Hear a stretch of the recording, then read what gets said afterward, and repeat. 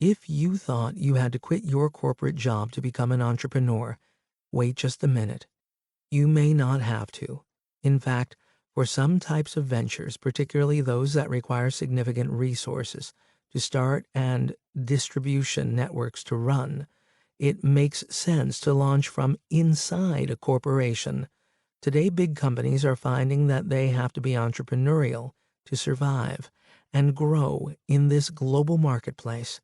But entrepreneurship is a whole new world for these giants because they're not used to the high degree of uncertainty and risk of failure that accompany new ventures. Big companies have had to come up with some ways to cope. So you have your cozy corporate job, but you think you're really an entrepreneur at heart. Still, the thought of going out on your own doesn't excite you. You'd rather find a way to practice entrepreneurship in a nice, comfortable environment with plenty of resources at hand. That's all well and good, but you have to approach this challenge with a toolkit of tactics to survive. You may be the pioneer in your company, and the pioneers often are the ones with the arrows in their backs. Just ask Apple's competitors, who often make it to market before the media giant. To help you succeed, here are some arrows to avoid and some tips for how to avoid them. In a large corporation, the plentiful resources are money, computing capability, and service providers. The scarce resources are time, talent, and management attention. Unfortunately, the last three are the most important. That's why you need to seek out people in the company who believe in what you're trying to do and who are willing to spend the time to help you. It doesn't take many people to get a project off the ground, but it does take a few dedicated people.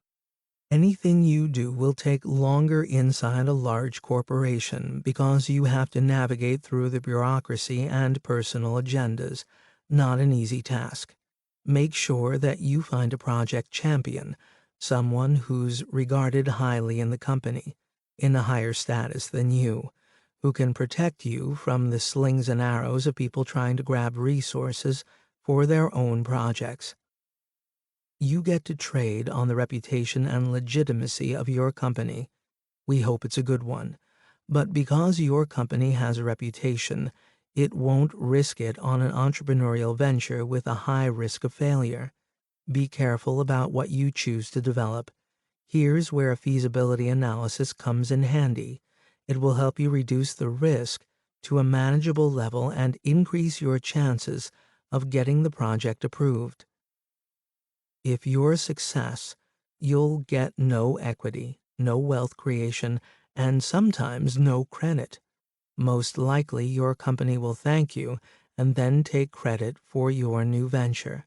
However, many corporate venturers with successful track records inside large companies have eventually left to start their own businesses on the outside, often with their former companies as customers. If you fail, you'll get all the credit, and it may ruin your career at the company, especially if it's a high-profile failure. That's why you need to do some homework on the company you plan to join.